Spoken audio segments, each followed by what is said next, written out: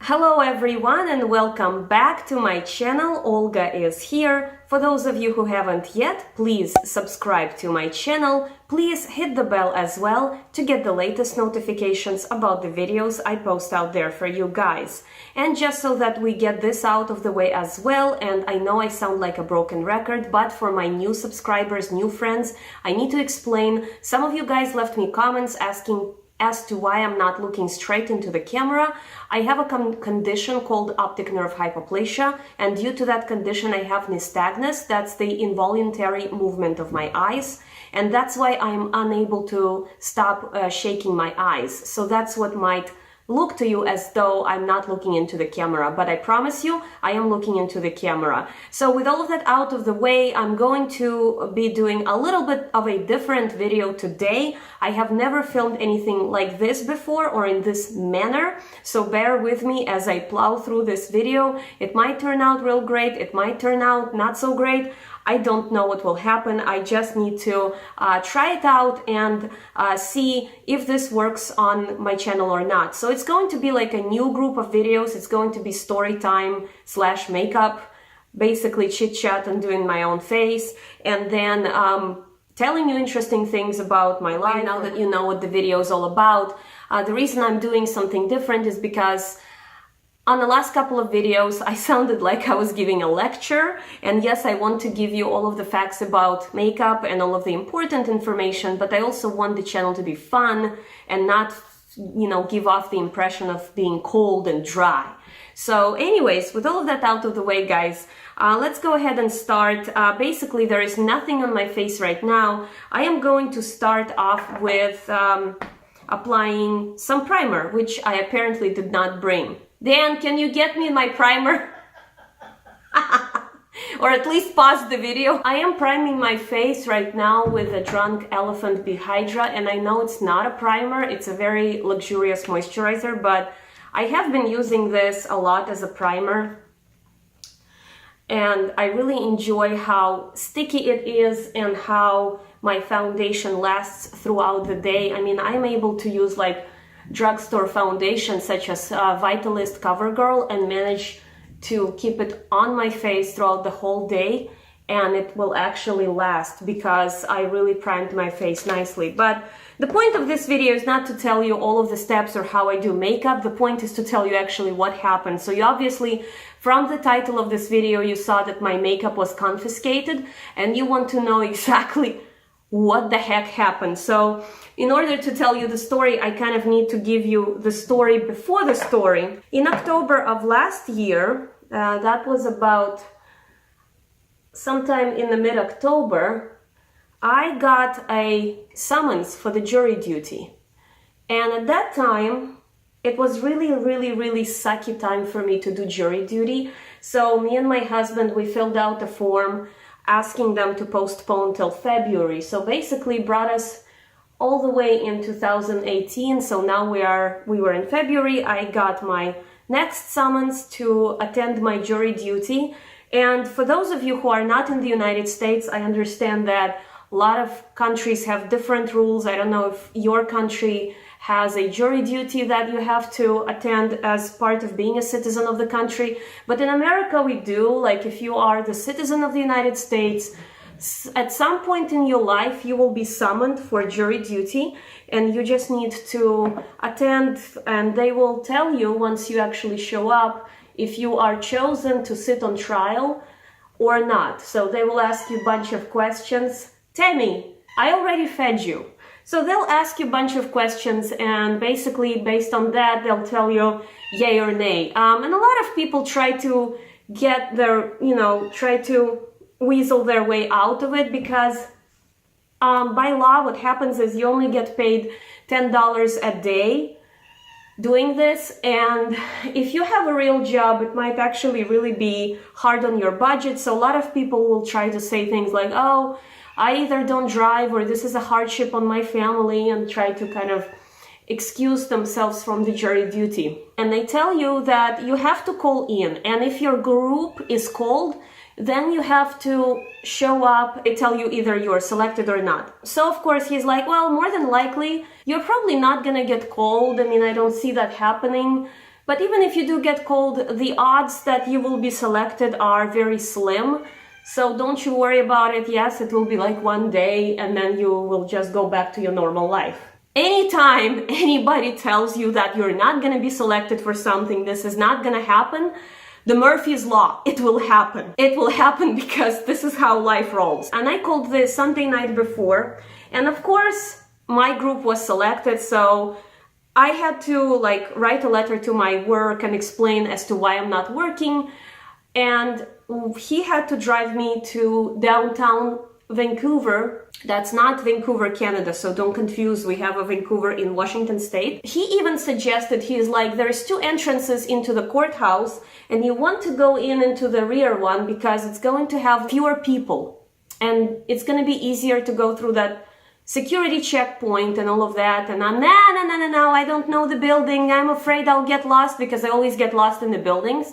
Because I have 0 sense of direction and so I always get lost. I'm afraid I will definitely get lost. Please, please, please don't drop me off at the rear because I don't know anything.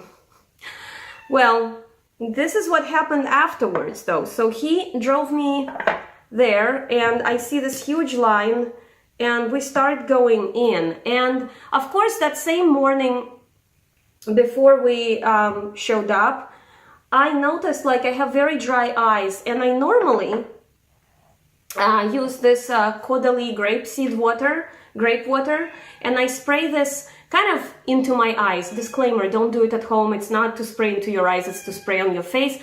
I spray it into my eyes because it helps my eyes. It feels really nice and moist. My eyes do feel very dry in the morning. And okay, and I know that every government building has like a TSA checkpoint or security checkpoint, and I even know that in the airports they will not let something like this go through the TSA checkpoint because this is an aerosol bottle, right? And like I knew that, and then last minute before we left our home, stupid me, I decided to grab that, and because my eyes are dry, so I figured, well, I'm gonna be there stuck all day, so might as well have some of that to moisten my eyes, right? Yeah, I shouldn't have brought that with me. So anyways, as I go through that front entrance, there's like ton of people. It's so sickening. I mean, it's hard. It's nerve-wracking. I'm in the courthouse. I don't know what to expect. I have never been summoned for jury duty. And even though, because of my type of work, I have worked in the courthouses before, but I have never served on jury duty, and I know what it looks like and all of that, and we all watch movies, and I've seen it in court as well, because I worked in the courts as a language interpreter. I had to show up to courts, that was years ago, but I still get nervous, like it's a courthouse, and lots of people are going through that security checkpoint, and of course they scan my bag, and this guy is like, well, hold on a second, ma'am, we gotta check it out here, right? And so he opens my bag and he pulls out my Caudalie grape water and he's like, you cannot bring this into the courthouse. You have to leave it at home, or you have to, I don't know, leave it in your car. And of course, because I don't drive because of my poor vision. And I, of course, don't have a car to go to the parking lot and leave my stuff behind because my husband dropped me off and he went to work. So this guy says, well, and I'm like, I'm so sorry, I don't have a car, I don't have, and I start like, okay, I wasn't whining or anything, but I kind of felt like it, like I wanted to like, is there any way you can let me bring it in, please? I just hate it, officer, Well, I mean, I didn't put on a scene or anything like that, like I really wanted to, but I'm not that pretty, I think, and it's not gonna slide, like bat my eyes at him or whatever. So I'm like, yeah, that's fine, whatever, man, you just can take it. So he confiscated. The only good thing out of this is that I had pretty much about this much left in it, and so I didn't feel heartbroken, I didn't feel like he took like brand new bottle, but this is why I have a brand new bottle. I went to Sephora the other day and bought it again because it's one of my all-time favorite products that my stuff got confiscated, and thankfully nothing else. Like the other the other girl that later was serving on the jury with me, her hairspray also got taken away, and she had a small, like a sampler size hairspray, so it wasn't like she lost a huge bottle. But we were kind of exchanging these security checkpoint horror stories. They have to check everybody, so if one idiot brings in something terrible into the building, you know what I'm saying? Like, they have no way to know if this is a legit stuff or not, so they have to do their job. So I'm not mad at them, but I am mad at myself because, like, I knew this, right? I should have, when he offered me to go outside, I could have just hidden it in the bushes or something, right? I mean, nothing, like, yes, I could have lost it anyway because somebody walking by, if they saw what it is or knew or cared, would have probably picked it up, but maybe not. I think that's what people do if they were dropped off there. I think they just hide their stuff in the bushes. I mean, and of course, I think of these things after the fact, right? Like, I couldn't have just, and I'm like, no, you just take it away, officer. I mean, what's up with that? So yeah, I feel like, I mean, that just made me feel so, and even to this day, like, I bought it, and it's not like it's a big loss, right? Like, Pat McGrath, oh, Jesus, take the wheel. Pat McGrath palette would have been taken away from me or something right right? I mean, or Natasha Denona palette, which I don't own, thank God. I just am not prepared to spend $230 on a palette. And the new palette that she has out, I don't know. I went to Sephora to swatch it the other day. Oh, and by the way, I took a t-shirt off because it's getting really hot here under these lamps. But I think even if the lamps weren't on, I would be getting hot.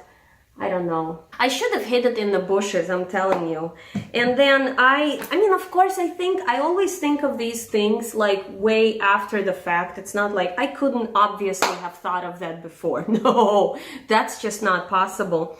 And then I suppose I need to tell you what happened afterwards. And then they have us in downstairs in this room, and everybody already had sat down because I had taken so long to go through the security and all of that. And I was like at the very end of the line, and the line was huge. I so should have listened to my husband. He's like, honey, I can drop you off at the back entrance. No, get lost. I don't know anything. No, honey, seriously. I mean, I so should have. And I bet if they told me like that they wouldn't let that bottle go through the checkpoint, I would have probably kind of felt, you know, better in terms of like, I would have gone outside, I would have hid it in the bushes. But when you are surrounded with crowd and there are other people there in line, like breathing into your back, and you're like, come on, like, put your tray down here, get your stuff, you know, you really get I get nervous, you know. I don't end up in situations like that. It's so funny. Like, I feel like I don't handle those types of situations very well, and it's really easy to be smart after the fact. I find it to be true, than like on the spot, hey, I'm so cool, you know. Everybody and their brother is in there already, you know, and everybody has a chair and a table, and they just have a lot of these people like everywhere. Everybody sat down, and she's like, yeah, you just can sign your name here, and now you can like go inside and find where to sit down. Like, where to sit down? There is no place to sit down. I'm not complaining, like, I can stand. It's not like I don't have any issues. I can stand. It's just that when you have a lot of people and everybody showed up for the jury duty, and, you know, it's like the first day, and you're like, oh my gosh, when is this gonna be over? Because I was convinced I wouldn't be big, and it's just a day. And then they start calling our names. I mean, yes, they did start calling our names. And they are like, so first they called the groups, like, group from this group to this group, you need to go with so-and-so person into a different room. So first they like separated us like that, and afterwards started calling us by name. And so we're all sitting and listening, and so then they called my name somewhere to the end. And this is like when I found out that the other ladies The other lady lost her hairspray. The funny thing is, actually, we both ended up on the jury duty. Like, the people that I talked to who sat down, like, right next to me, like the cluster of people, as I remember now, we all ended up in the jury duty. And none of us wanted or planned or like, well, nobody wants to do this ever. But none of us really thought, I for sure did not think, like, why would I be chosen? You know what I'm saying, though?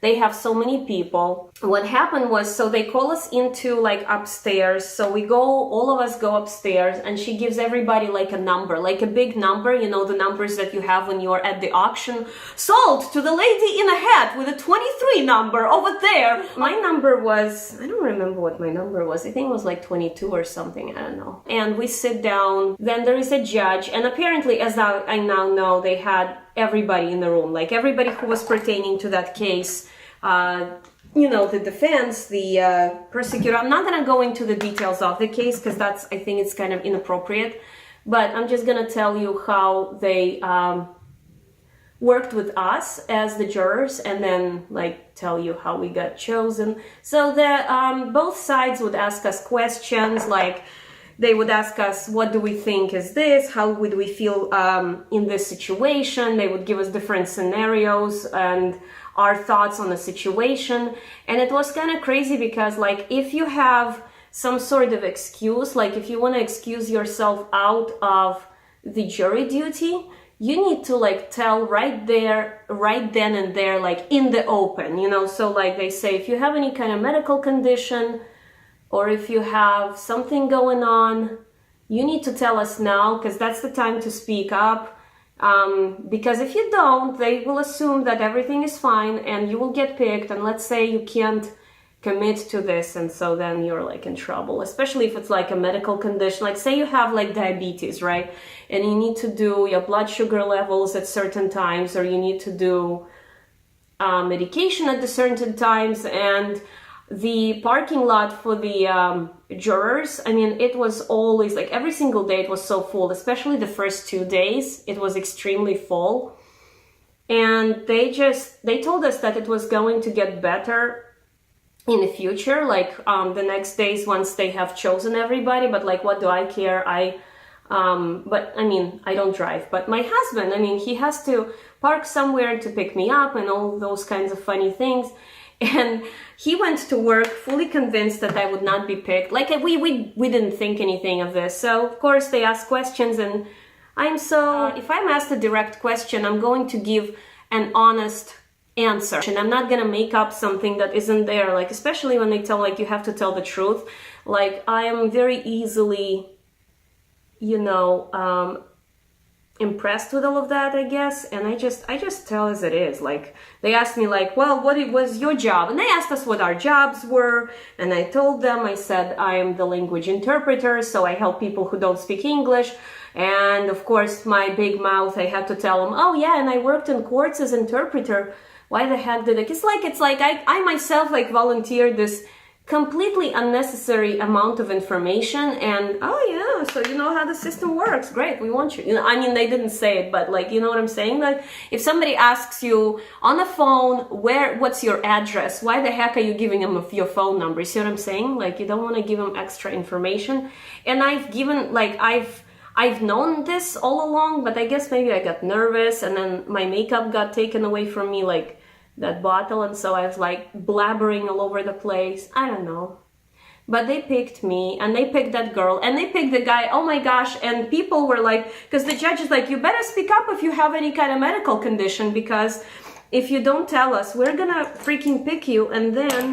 And so he stands up, literally. I mean, I'm so embarrassed for him. I mean, it's not a, you know, it's not a big deal, like it's a medical condition, it's not funny or anything, but like when you have to stand up in front of the big room and say something embarrassing, like you can't hold your poop or pee, you know, you have to use some kind of device or whatever, that is hard. I mean, I can't even imagine this grown-up gentleman, he stands up and is like, I have to go pee every hour. And the judge is like, yeah, me too. You know, or so anyways, it's like, you think he's gonna absolve you from jury duty, good luck, you know, we're just gonna take breaks because you have to pee every hour. But basically you have to like tell like everything. So it just felt, I mean, it felt a little bit like you're put on the spot. You can't hide anything. Like, you better say, like, if you have a baby and they're definitely gonna excuse you if you have a baby and you don't have anybody to babysit, right, for you. So they're gonna definitely like let you off the hook, because it's like, then it's kind of like endangering the baby, or you don't have anybody, you're a single mom or whatever. But if it's like I don't know, a bladder issue, I guess that's not good enough of an excuse. You better serve as a juror or we'll make you. So we all got picked. Like, funny enough that people who talked to me and like the cluster of people with whom I talked downstairs before we were brought upstairs, we were all picked for the jury duty. And they're like, ladies and gentlemen, so you're gonna be stuck with us here for X number of days. Like, you're gonna be, it's not just the one day, because sometimes you have cases. And all this time I was like texting my husband. I was like, hey honey, they picked my group. And he's like, oh, okay. Hey honey, I'm like already upstairs. And hey honey, it looks like they will be choosing now and telling us who is gonna serve on a jury. And this is like a long case. Like, it's not one day case. And I will be right back after I finish my eyes and I'll give you my final thoughts. And basically, as we are coming to the end of my little story time, which is gonna be like a half an hour long, so I ended up serving on that jury and having to go in every day, which isn't, I mean, it's not hard or anything like that. It's just, the hardest part was, though, is that I had to be quiet. We couldn't tell anyone like anything about the case until it was done. Like, until everything was resolved, we were not supposed to like talk to anybody. So this was like really hard. Other than that, I mean, it was not hard to be there or anything. If there is a point to take out of this story, like, if you are invited to like any kind of like a government building, like a courthouse, do not bring with you any things like, I don't know, hairspray. And don't bring obviously bad things with you, but you all know that. But like, don't bring with you things that they consider that could be something that is suspicious to them. I don't know if they would have taken away somebody's medication. Like, let's say somebody had an asthma medication, which I sometimes carry around because I have allergies, and I don't really have like full-blown asthma, but I do have allergies, and sometimes I've needed to use like asthma medication, like an inhaler. So I don't know if they would have taken that away. Probably not. And I almost left it at home. Like, I swear, it was sitting on my nightstand and I'm like, oh, my eyes are so dry, I'm just gonna... Bad idea. Horrible. Unnecessary, bad idea. So yes, so that was an interesting week of my life. And that's it, guys. So my makeup is done. I wasn't able to talk throughout the whole tutorial and like sync everything together. So sometimes during the video you will see that I'm doing my eyebrows, but I'm still talking and then my lips are not moving, because I spent a lot of time on foundation and like was blending and telling you more story, but then I wasn't moving on with my tutorial. So I do apologize for it.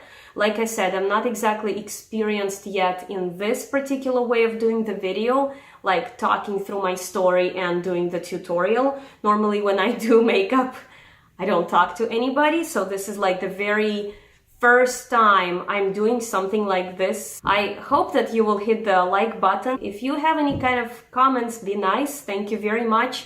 Thank you very much, guys, for tuning in. Please hit that subscribe button if you haven't yet. It's pretty cool here on this channel. Everybody's welcome. And I will see you all in my next video, guys. I love you. Bye.